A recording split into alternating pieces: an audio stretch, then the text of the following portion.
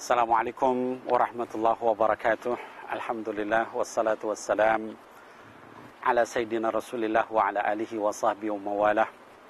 Para pemirsa televisi yang dimuliakan oleh Allah Subhanahu wa taala, kembali kita dipertemukan di dalam acara kita pembahasan buku saya The Islam Way, dan kali ini kita mengambil judul Islam dan Monitoring. Para pemirsa yang dimuliakan Allah, di dalam salah satu hadis Rasulullah SAW bersabda, kata beliau, ittaqullaha haitsuma kunt. Takutlah, takwalah kepada Allah Subhanahu wa taala dimanapun kalian berada. Hadis ini diriwayatkan oleh Imam At-Tirmizi, hadis nomor 1988, juga Imam Ahmad dan Imam Ad-Darimi, dan hadis ini derajatnya adalah sahih.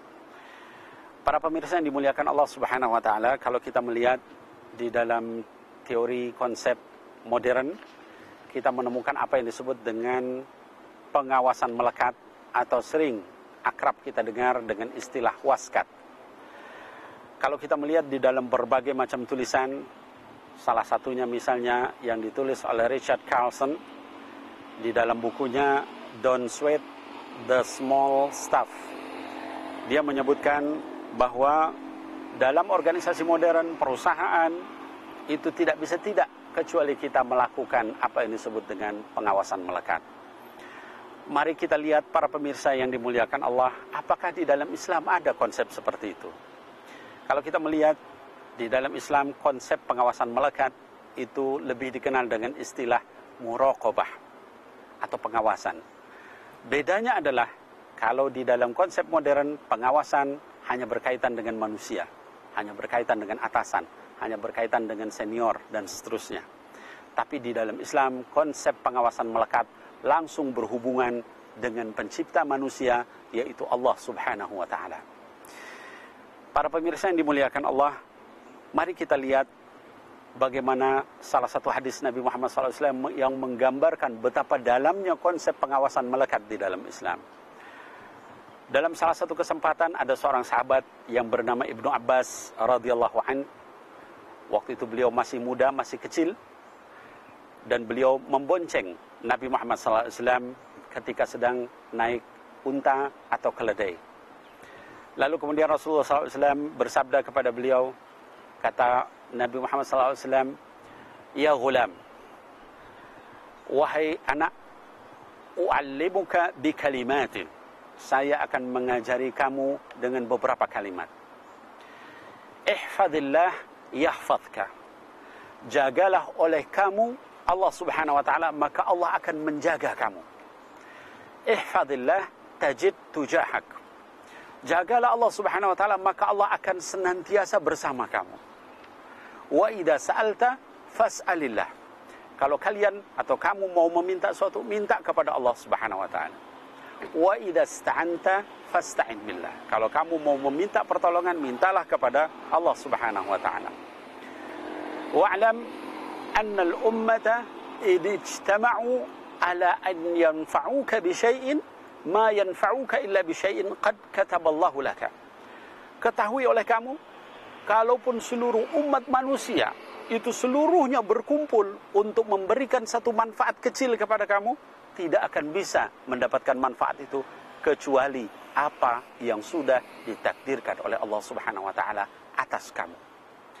Dan ketahuilah, kalau seluruh umat manusia di dunia ini berkumpul untuk memberikan satu madarat, satu keburukan, satu musibah kepada kamu, tidak akan bisa sampai musibah itu mengenai kamu kecuali yang sudah ditetapkan oleh Allah Subhanahu wa ta'ala atas kamu. Rufi'atil aqlam wa jaffatis suhuf. Penanya sudah diangkat, kertasnya juga sudah kering. Hadis ini diriwayatkan oleh Imam At-Tirmizi, hadis nomor 2518, dan hadis ini sahih. Para pemirsa televisi yang dimuliakan oleh Allah Subhanahu wa ta'ala, kita lihat betapa dalamnya konsep pengawasan di dalam Islam dari hadis tadi. Bagaimana? Jagalah Allah, maka Allah akan menjaga kamu. Kapan? Seterusnya. Ya, di mana? Dimanapun. Ya. Dan jagalah Allah, nanti Allah akan senantiasa bersama kamu. Tidak perlu ada atasan, tidak perlu ada lembar evaluasi, tidak perlu ada segala sesuatu, tapi Allah senantiasa menjaga kamu. Lembar evaluasi pengawasan manusia itu hanya pelengkap.